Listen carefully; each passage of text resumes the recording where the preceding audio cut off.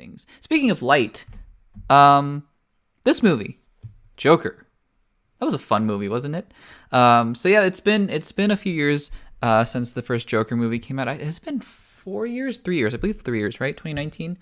I could be wrong about that. It might be 2018, but yeah, the first Joker came out, and I liked the movie.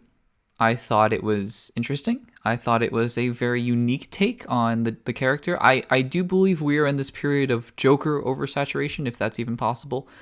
But yeah, I know I thought the movie was interesting at the very least. It wasn't necessarily my cup of tea. I'm not going to call it, the best movie I've ever seen in my life. I don't even think it's the best DC movie I've ever seen in my life.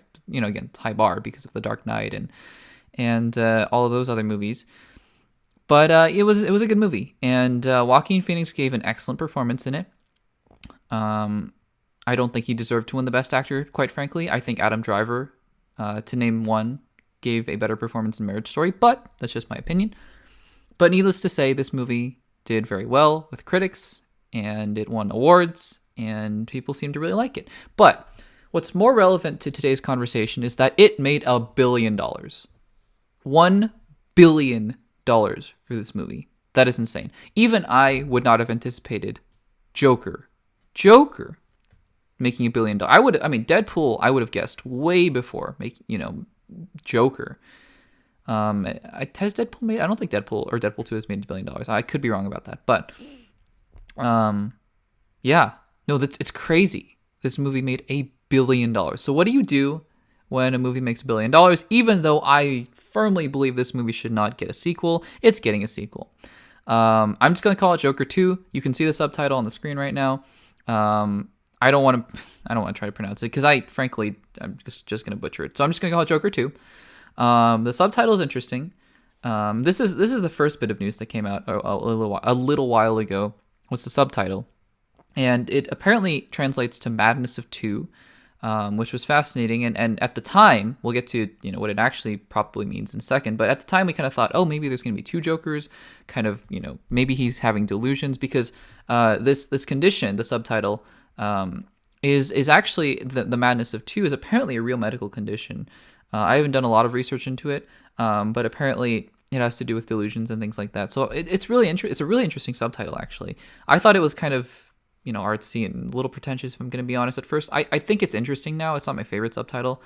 But yeah, so we all kind of thought, oh, that's what it is. Joaquin Phoenix was reading the script, so Joker 2 is underway. And then this happened.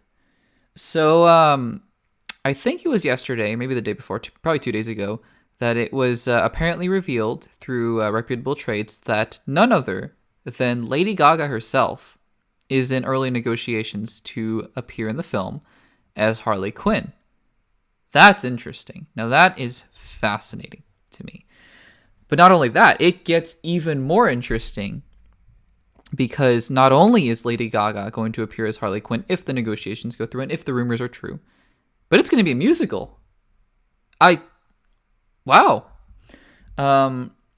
So, just to give a little bit of context, I heard the news about Lady Gaga being potentially cast in it first, and I was kind of like, she's a really good actress. We've seen it now in A Star Is Born and House of Gucci. She's a very talented actress. It's, she's not just the singer kind of trying to be an actress anymore. She is a very, very talented actress. But, to star in a Joker movie, it wouldn't have been my first choice. And in fact, she probably would not have even touched my list for a long while if I had to list a bunch of actresses I thought would have been good to pair alongside Joaquin Phoenix. It's not nothing against Lady Gaga. It's just, she hasn't been acting for that long. What she's done has been amazing, but just not the first name that comes to mind.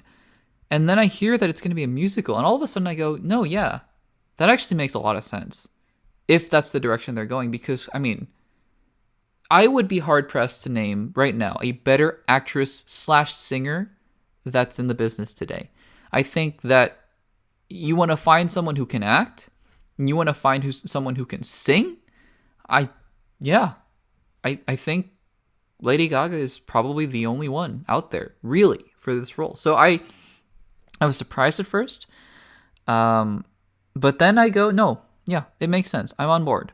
if that's the way they're going. Now, I'm not sure if I'm on board completely with the idea of a musical in general. I think it's interesting, and I think, frankly, that I don't think a sequel should have been made in the first place. So if you're going to make a sequel, I applaud them for doing something weird and crazy because, again, I mean, I don't want just a conventional Joker 2 with the same exact kind of tone and story. I think, doing something different is cool. I haven't heard Joaquin Phoenix sing. I don't know if he does sing.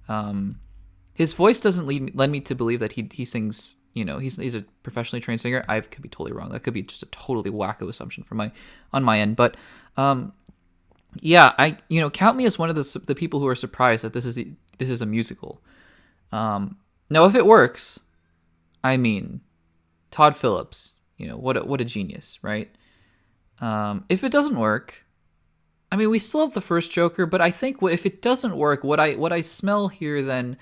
We might start talking about corporate greed and why do we need to make this sequel in the first place. So, I mean, that's the difficult position that this sequel is in, it needs to really justify its existence in the first place. I think the first movie also really needed to justify its existence in the first place as well. And I think that's a unique challenge that this, making solo adaptations of a Joker movie, not with Harley Quinn, by the way,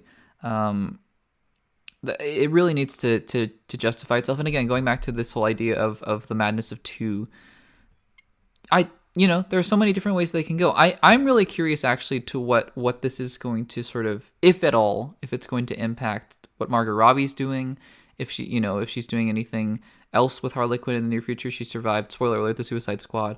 I find it a little strange that there's two Harley Quinns running around.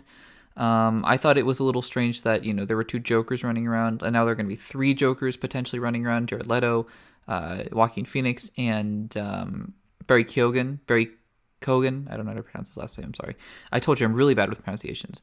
I'm not going to try to pronounce the subtitle of this movie, but yeah, I think that it's interesting, especially with the multiverse just being a huge thing right now. It's kind of like, yeah, I guess you can have these parallel universes running together, but then you have the Pattinson universe, and I don't know. I find it interesting, at least. I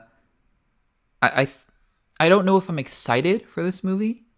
I also don't know that I'm not excited for the movie. I just think I'm interested right now. Again, this is something that I think could spectacularly fail, and if it does, we have the first Joker. Even then, I don't love the first Joker, but again, they're swinging for the fences. And as a fan of comic book movies and a fan of blockbuster media, I, can't complain about that at all. So, Joker 2 on the way. Interesting stuff.